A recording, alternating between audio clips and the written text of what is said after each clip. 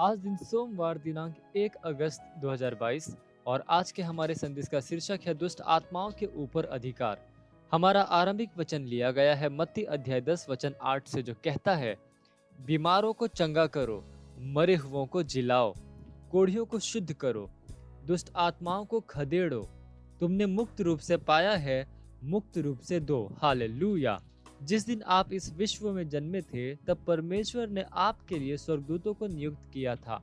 उनका पहला और प्राथमिक उत्तरदायित्व था आपको सुरक्षित रखना और यह देखना कि समय के साथ साथ आप अपने उद्धार के लिए सुसमाचार को सुनते हैं और इसे ग्रहण करते हैं।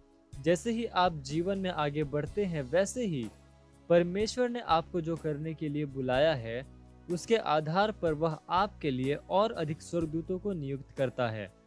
दूसरी ओर शैतान के पास भी दुष्ट आत्माएं हैं। जब आप बालक थे, तब से उनका प्राथमिक उत्तरदायित्व था कि आपको नष्ट करें, तबाह करें, आपको धोखा दें और आपको सत्यनिष्ठा के मार्ग से दूर करें। बाइबल प्रकाशित वाक्य की पुस्तक में उस महिला के विषय में सिखाती है जो कि एक बालक को जन्म देने वाली थी। वह एक बालक को जन्म देने वाली थी और शैतान वहां पर जन्म लेने के समय से ही इंतजार कर रहा था। आप पढ़ सकते हैं प्रकाशित वाक्य अध्याय 12 वचन 4 से लेकर 5 में। यह केवल उस बालक के विषय में नहीं था। परमेश्वर ने केवल उस भविष्यवाणी को उदाहरण की तरह इस्तेमाल किया ताकि हमें शैतान के काम करने का तरीका दिखाए। यहाँ तक कि अभी जब आप नए जन्मे हैं, शैतान अब भी आपको परमेश्वर की सेवा करने से रोकने की कोशिश करता है। बाइबल कहती है, सचेत हो और जागते रहो, क्योंकि तुम्हारा विरोधी शैतान गरजने वाले सिंह के समान इस खोज में रहता है कि किसको फाड़ खाए। आप पढ़ सकते हैं पहला पतरस अध्याय 5 वचन 8 में। यही कारण है कि शैतान से निपटते समय आपको अवश्य ही उग्र होना चाहिए। उसे बाहर खदेड़ो। आपके पास यीशु के नाम में दुष्ट आत्माओं को खदेड़ने का अधिकार है। आप पढ़ सकते हैं मरकुस अध्याय 16 वचन 17 में।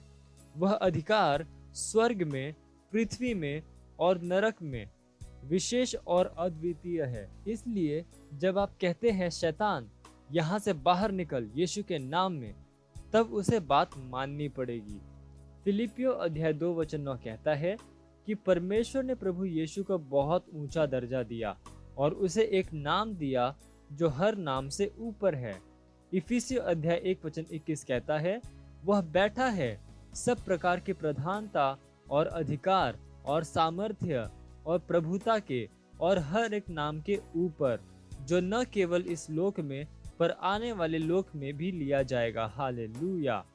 किंतु सर्वश्रेष्ठ भाग यह है कि आप उसमें हैं, उसके द्वारा राज करते हुए। उसके महिमामय अनुग्रह के सिंहासन पर आप उसके साथ बैठे हैं। हालेलुया।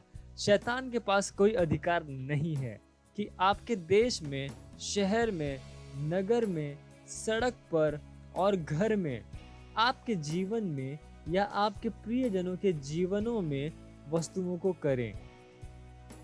उसके काम को रोक दो। प्रभु यीशु के नाम में उसे बाहर खदेड़ो और वह चला जाएगा। हालेलुया। Praise the Lord.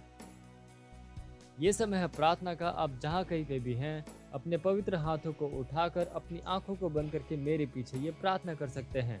बोलिए, प्यारे पिता, मैं आपका धन्यवाद देता हूँ क्योंकि आपके शक्तिशाली स्वर्गदूत मेरे लिए काम कर रहे हैं।